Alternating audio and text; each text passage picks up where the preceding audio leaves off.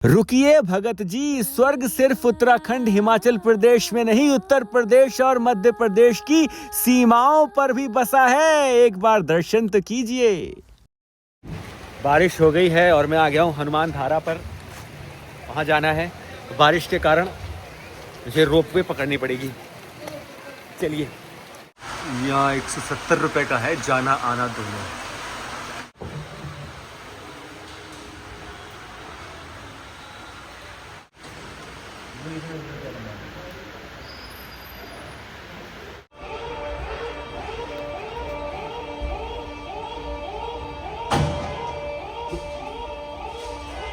अभी बहुत ही तेज आंधी तूफान था तो ये रोपवे बंद था। अभी आरंभ हुआ है। पीछे से हम आए हैं नीचे और ये 302 मीटर का है पूरा। जो लक्ष्मण पहाड़ी वाला है वो 250 मीटर के आसपास का है। ये 302 मीटर का है। तो आंधी तूफान में तो इस पे बैठना ठीक नहीं है। जो हनुमान धारा है उसको लेकर जो पीछे इतिहास है वो ये कहा जाता है। अशोक वाटिका में मेघनाथ ब्रह्मास्त्र के माध्यम से हनुमान जी को बांध लेता है। तत्पश्चात वो हनुमान जी को रावण के सामने प्रस्तुत करता है।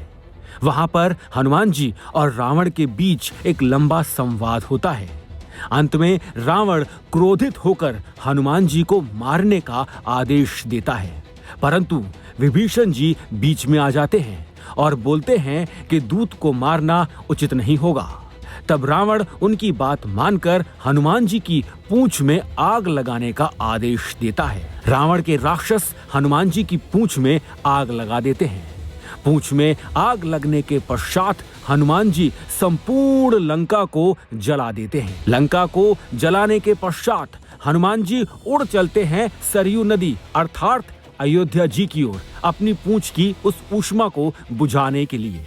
जब राम जी ये देखते हैं कि हनुमान जी अयोध्या जी की ओर जा रहे हैं तो भगवान राम हनुमान जी की सहायता के लिए इस पहाड़ी पर एक बाण मारते हैं और यहाँ से फूट पड़ती है जलधारा। हनुमान जी इसी स्थान पर रुककर अपनी पूंछ की अग्नि को बुझाते हैं और वापस समुद्र के उस तट की ओर वो उड़ चलते हैं जहाँ भगवान राम उनकी प्रतीक्षा कर रहे थे। ये वो इतिहास है जो यहाँ के स्थानीय लोगों ने मुझे बताया है। मैं उनकी मान्यता का आदर करता हूँ, परंतु क्षमा चाहता हूँ, मैं इससे पूर्ण रूप से सहमत नहीं हूँ। परंतु इसमें मतभेद है। बहुत से लोग ये मानते हैं कि जो पूंछ बुझाई थी वो लंका के समीप ही समुद्र में बुझाई थी।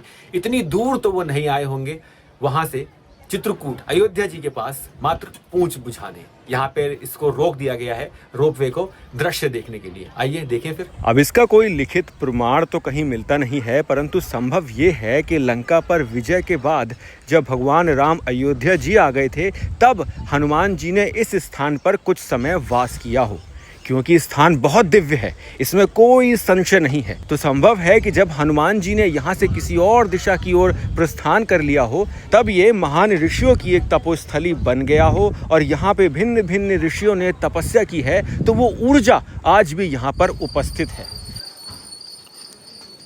ये रोपवे है और यहाँ से आप आ गए हैं ऊपर। ये एक बहुत ही सुखद अनुभव है मेरे लिए। आज मंगलवार भी है तो आज इस वीडियो को साझा करना बिल्कुल मत भूलिएगा। चित्रकूट के दर्शन करा रहा हूँ पावन स्थानों के आपको, और ये बहुत ही सुखद है। मौसम भी, वर्षा हो गई है, इतना अच्छा लग रहा है यहाँ आकर। ये अनुभव आपको यहाँ आकर ही होगा, तो एक बार आपको भी यहाँ आना है। ये है मुख्य मंदिर, ऊपर से आ रहा है जल है।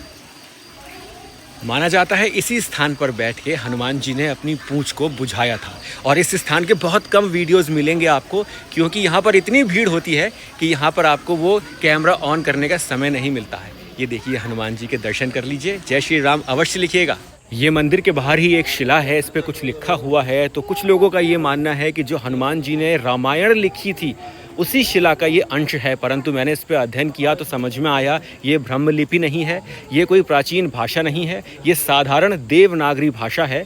तो ये किसी और ने लिखा है, ये मंदिर है तो ये किसी और ने लिखा है, हनुमान जी ने ये नहीं लिखा होगा। ये भगवान राम की महिमा लिखी है इस पर। और ये दृश्य देखिए कितना सुंदर दृश्य है। मुख्य मंदिर वही था जो पीछे है, परंतु आपको सीता माता की रसोई तक पहुंचना है तो आपको खड़ी चढ़ाई करनी होगी।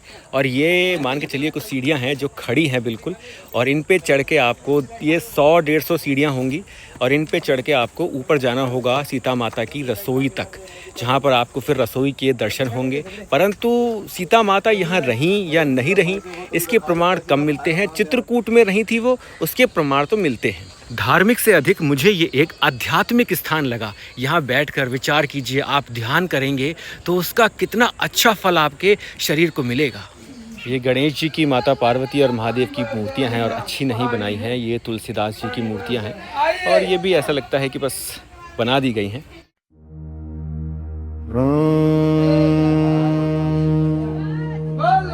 दुनिया वालों की तुम जानो, जय माता दी। मैं जानू अपने मन की। इस मन में बस राम बसे हैं,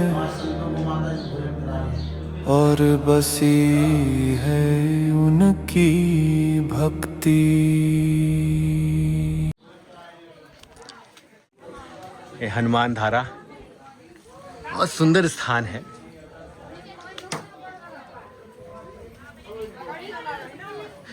परंतु यहाँ एक भूल भुलैया सी बनी है। आप एक मंदिर पे जाते हैं, फिर वो दूसरे मंदिर पे भेजते हैं, फिर वो तीसरे पे भेजते हैं, पूरा आपको एक सर्कल ऐसा बना देंगे। सर्वोत्तम विकल्प है आप यहाँ सीढ़ियों से आएँ। लगभग मान के चलिए 800 सीढ़ियाँ हैं। अंतिम जो चढ़ाई है वो बहुत खड़ी है, परंतु वर्षा हो रही है तो सीढ़ियों पे फिसलन हो सकती है, तो ये आप पे निर्भर करता है। मैं सीढ़ियाँ ही आपसे सर्वोत्तम विकल्प बोलूँगा। तो दोस्तों, हनुमान धारा के पवित्र दर्शन मैंने आपको करा दिए हैं। आशा करता हूँ आपको वीडियो अच्छा लगा होगा। इतिहास के साथ देखते रहिए, बने रहिए। चित्रकूट के पावन धामों के दर्शन आपको करा रहा हूँ। रामायण को एक बार पुनः जीवंत करने का ये प्रयास है। इस यात्रा में यदि आप सहयोग करना चाहें तो इस चैनल के मेंबर अवश्य बनिए। ई बुक्स खरीदिए, व्हाट्सएप पे मंगवाइए, इससे भी मेरी यात्रा में ही सहयोग होता है। और यदि आप वित्तीय सहायता करनी चाहें, दान से बड़ा पुण्य और क्या होगा। मात्र मेरी अकेले की यात्रा हुई तो क्या हुई, सबको इसका लाभ मिले, तभी यात्रा सफल होती है। जय सिया राम।